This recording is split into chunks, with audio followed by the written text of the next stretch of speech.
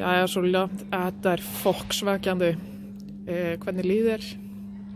Þetta var bara alls ekki nógu gott og við spilum alls ekki okkar leik. Við byrjum bara hægt að draga körfuna og einhvern veginn bara fyrir utan þriggjasteilinu í lokin og já, bara spilum einhvern veginn það körfubolta sem við höfum verið að spila.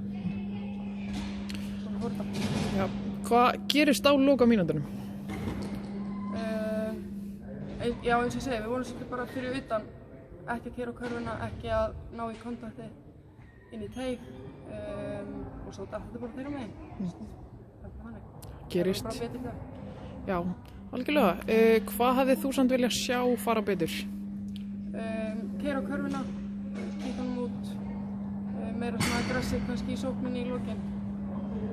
Annars fannst mér vörnin fín á köflum en já, sóknin var bara ekki alveg að virka í seinni hálfleik sérstaklega. Já, verð að segja að þú veist, mér finnst vörnin ykkar tursu fín ég er búin að blóta svo mikið, allavega, sorry.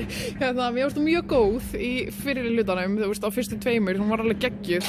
Þið voru að sækja fullt af frákostum, svo dettur það niður.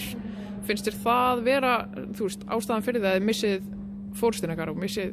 Já, kannski fylgir ég bara ef við erum ekki aggressív í sókninni, þá er maður ekki alveg aggressív í vörninni og þú veist, vörnin og frákostin svolítið haldast kannski hendur. Já. Þannig að þetta kannski, já. Algjörlega. Herri, takk fyrir þetta.